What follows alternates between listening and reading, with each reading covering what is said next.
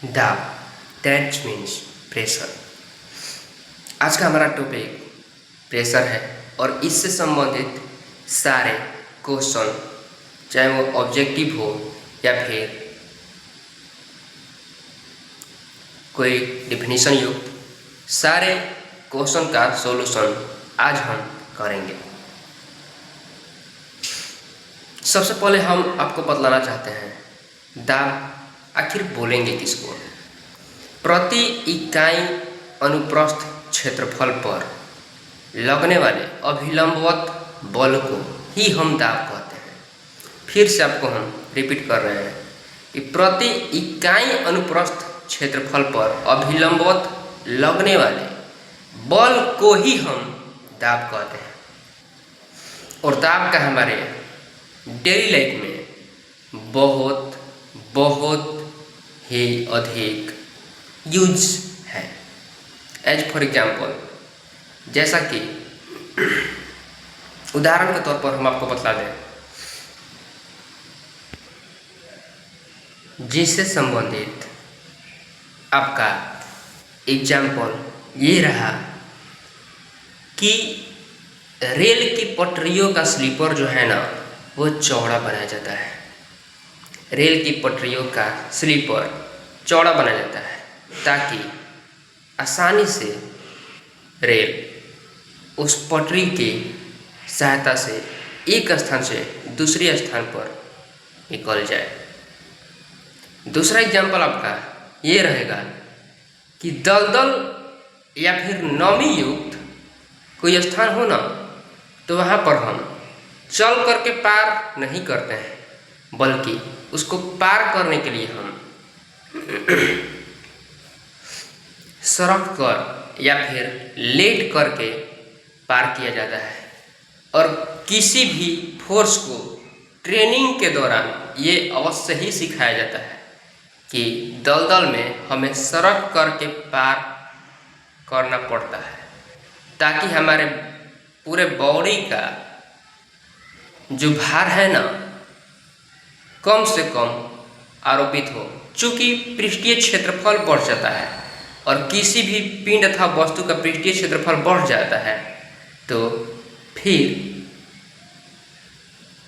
उस पर आरोपित बल का मान कम हो जाता है और जिससे आरोपित दाब भी कम हो जाता है। याद रखिएगा कि किसी भी पिंड का दाब का मान घटाना है तो उसके पृष्ठीय क्षेत्रफल का मान हम बढ़ा देते हैं। यही कारण है कि पुल के नीचे जो खंभे लगे होते हैं, ऊपर में आकर के कुछ पतले हो जाते हैं, जबकि नीचे में उनका पृष्ठीय क्षेत्रफल बढ़ा दिया जाता है। ठीक है, यही कारण है कि छत पर हम किसी वस्तु को फैला करके रखते हैं। ये इस दाब अर्थात प्रेशर से संबंधित एग्जाम्पल रहा। दाब से संबंधित एग्जाम्पल आप देख सकते हैं आपके स्क्रीन पर, हम आपके साथ पेश करने जा रहे हैं, जिसमें पहला एग्जाम्पल आपका ये है कि रेल की पटरियों का जो स्लीपर होता है ना, उसको चौड़ा बनाया जाता है। जबकि दूसरा एग्जाम्पल आपका ये है कि दलदल पर चलने की अपेक्षा लेट कर या सरक कर पास किया जाता है। और जब कोई फोर्स को ट्रेनिंग दिया जाता है, चाहे वो नेवी हो, एयरफोर्स हो, आर्मी हो, तो उसको ये अवश्य बतलाया जाता है कि दलदल पर हमेशा चलने की बजाय सरक कर या लेट कर पार किया जाता है।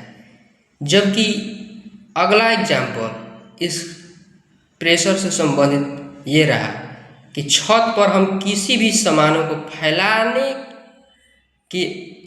फैला करके ही रखते हैं, न कि उसे एक जगह समेट करके। अन्यथा यदि एक स्थान पर हम समेट करके उस वस्तु को रखेंगे तो फिर छत टेम्पर हो जाएगा। और इस टॉपिक से संबंधित आपका की पॉइंट ये रहा कि दाब एक अदिश राशि है। इसका SI मात्रक जूल होता है। चूंकि जूल नामक वैज्ञानिक ने ही दाब का खोज किया था और यही कारण है कि उसी के नाम पर हम इसका SI मात्रक जूल रखते हैं, जूल के नाम से जानते हैं, या फिर न्यूटन प्रति मीटर स्क्वायर भी इसका SI मात्रक हम लिख सकते हैं। चूँकि दाब के परिभाषा से हम आपको बतला रहे हैं, इसका परिभाषा ही होता है कि प्रति इकाई अनुप्रस्थ क्षेत्रफल पर अभिलंबवत लगने वाले बल को ही हम दाब कहते हैं। अर्थात दाब बराबर बल बटा क्षेत्रफल, और दाब को हम कैपिटल P से सूचित करते हैं। इसलिए आपको बतला दें कि दाब P बराबर F बटा E होता है।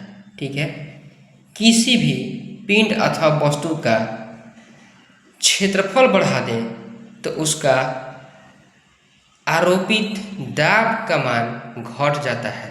याद रखिएगा कि किसी भी पिंड अथवा वस्तु का क्षेत्रफल का मान घटा दे तो उस पर आरोपित दाब का मान घट जाता है। ये हमेशा आपके क्वेश्चन कोई भी एग्जाम में पूछता है कि किसी भी पिंड का दाब कब घटता है, जब उस पिंड पर आरोपित बल का मान घटा दिया जाए। आरोपित बल का मान नहीं बल्कि आरोपित क्षेत्रफल का मान घटा दिया जाता है।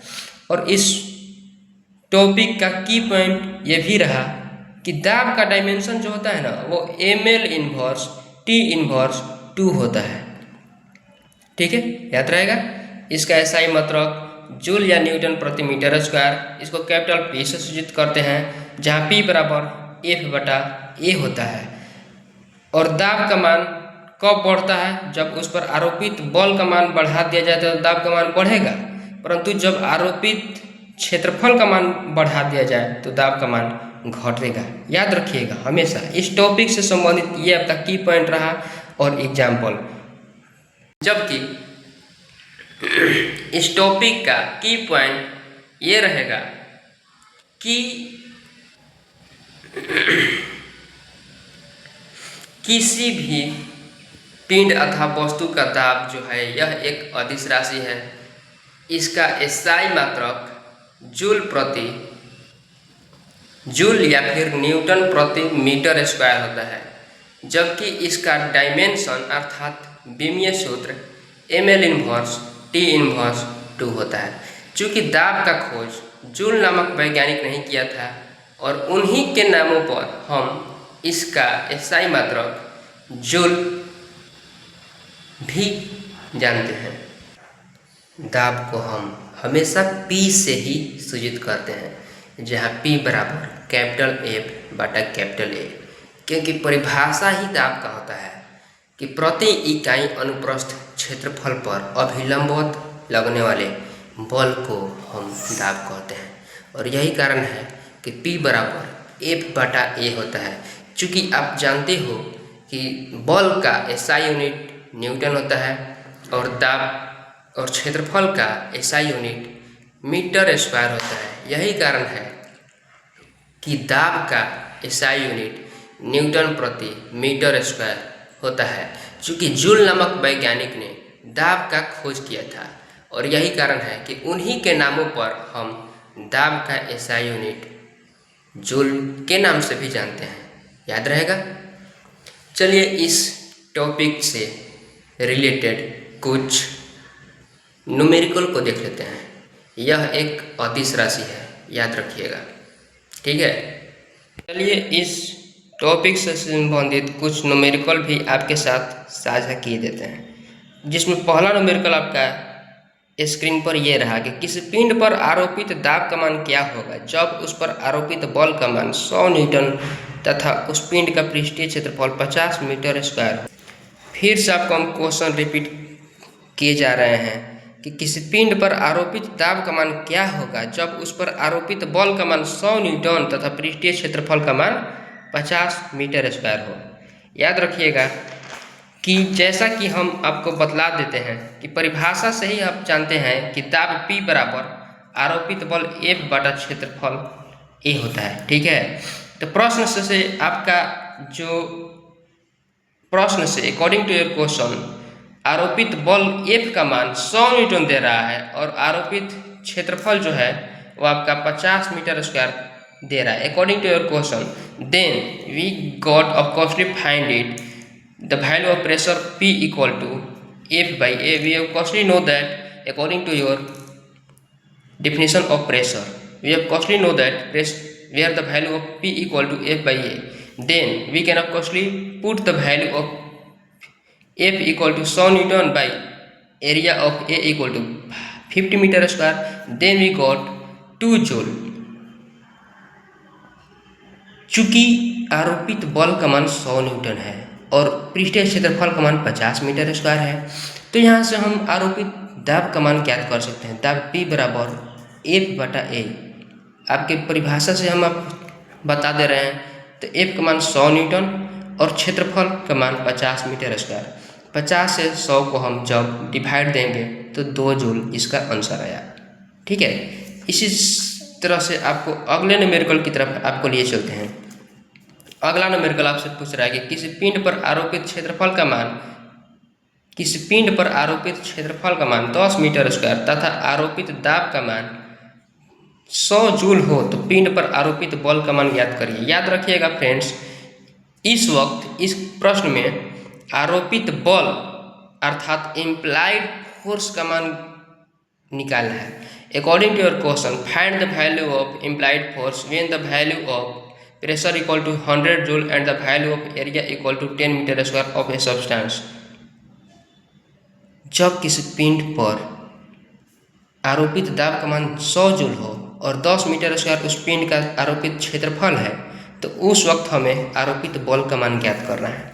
देखिए, चूंकि the value of according to your question the value of pressure equal to F by A according to your definition of pressure, जैसा कि हम दाब के परिभाषा से हम जानते हैं कि P बराबर F बटा A होता है, इसलिए F बराबर क्या हो जाएगा, P और A आपस में मल्टीप्लाई हो जाएगा। ठीक है, F बराबर P क्रॉस A, इसलिए F बराबर, चूँकि प्रेशर P का वैल्यू आपका देखिए तो 100 जूल ले रहा है और A का वैल्यू 10 मीटर स्क्वायर है, दोनों का आपस में मल्टीप्लाई कर देंगे।